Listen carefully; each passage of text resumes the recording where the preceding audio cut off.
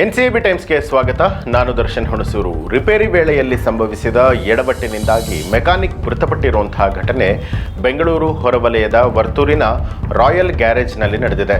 ಶಾಲಾ bus horn repair ಮಾಡ್ತಾ ಇದ್ದಂತಹ ವೇಳೆಯಲ್ಲಿ ಬಸ್ ಮೆಕ್ಯಾನಿಕ್ ಮೇಲೆ ಇದು ಹರಿದಿರುವಂಥದ್ದು. 23 ವರ್ಷದ ವಿಜಯ್ ಸ್ಥಳದಲ್ಲೇ ಮೃತಪಟ್ಟಿದ್ದಾನೆ. ವರ್ತೂರಿನ ರಾಯಲ್ ಗ್ಯಾರೇಜ್ನಲ್ಲಿ ಮೆಕ್ಯಾನಿಕ್ ಆಗಿದ್ದಂತಹ ವಿಜಯ್ ಶಾಲಾ ಬಸ್ ಹಾರ್ನ್ ರಿಪೇರಿ ಮಾಡ್ತಾ ಇದ್ರು. ಅದನ್ನು ಪರೀಕ್ಷಿಸುವಂತಹ ಸಲುವಾಗಿ ಬಸ್ಸಿನ ಕೀಯನ್ನು ಆನ್ ಮಾಡದಂತೆ ಅಸಿಸ್ಟೆಂಟ್ಗೆ ಹೇಳಿದ್ದ. ಆದರೆ ಕೀ ಆನ್ ಮಾಡುವಾಗ ಬಸ್ ಸ್ಟಾರ್ಟ್ ಆಗಿದೆ. ಬಸ್ ಗೇರ್ನಲ್ಲಿದ್ದರಿಂದ ಮುಂದಕ್ಕೆ ಚಲಿಸಿ ಮೆಕ್ಯಾನಿಕ್ ವಿಜಯ್ ಎದೆಯ ಮೇಲೆ ಬಸ್ ಹರಿದಿದೆ. ಘಟನೆಯಲ್ಲಿ ಮೆಕ್ಯಾನಿಕ್ ವಿಜಯ್ ಸ್ಥಳದಲ್ಲೇ ಸಾವಿಗೀಡಾಗಿದ್ದಾನೆ. ಆರೋಪಿ ವಿರುದ್ಧ BNN 106A ಅಡಿಯಲ್ಲಿ ಪ್ರಕರಣವನ್ನು ದಾಖಲಿಸಿಕೊಂಡಿರುವಂತಹ ವರ್ತೂರು ಠಾಣೆಯ ಪೊಲೀಸರು ಅಸಿಸ್ಟೆಂಟ್ನನ್ನು ವಶಕ್ಕೆ ಪಡೆದಿದ್ದಾರೆ.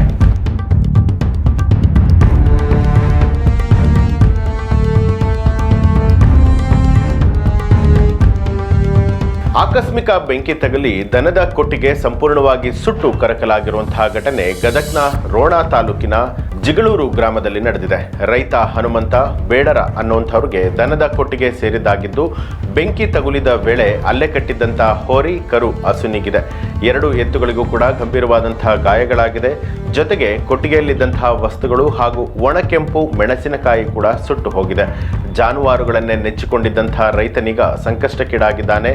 ರೋಣ ಪೊಲೀಸ್ ಠಾಣೆ ವ್ಯಾಪ್ತಿಯಲ್ಲಿ ಘಟನೆ ನಡೆದಿರುವಂಥದ್ದು.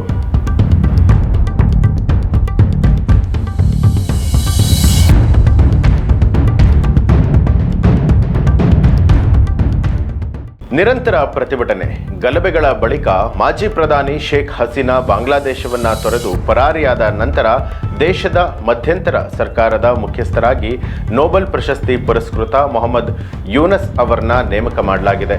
ಶೇಖ್ ಹಸೀನಾ ಅವರು ಬಾಂಗ್ಲಾದೇಶದ ಪ್ರಧಾನಿಯಾಗಿ ನಡೆಸಿದಂಥ 15 ವರ್ಷಗಳ ಆಡಳಿತ ಸೋಮವಾರ ಕೊನೆಗೊಂಡಿದೆ.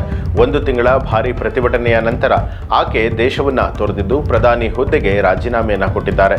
ದೇಶದ ಸೇನೆಯು ಮಧ್ಯಂತರ ಸರ್ಕಾರವನ್ನು ರಚಿಸುವುದಾಗಿ ಘೋಷಣೆ ಮಾಡಿದೆ. ಜುಲೈ ಆರಂಭದಿಂದಲೂ ಕೂಡ ಸರ್ಕಾರದ ವಿರುದ್ಧ ನಡೆದಿದ್ದಂತಹ ರಾಷ್ಟ್ರವ್ಯಾಪ್ತಿ ಪ್ರತಿಭಟನೆಗಳನ್ನು ಹತ್ತಿಕ್ಕೋದಕ್ಕೆ ಶೇಖ್ ಹಸೀನಾ ಪ್ರಯತ್ನಿಸಿ ವಿಫಲ ಆಗಿದ್ದಾರೆ. ಭಾನುವಾರ ಎಲ್ಲೆಡೆಯಲ್ಲಿ ಘೋರ ಅಶಾಂತಿ ಉಲ್ಬಣಿಸಿತ್ತು.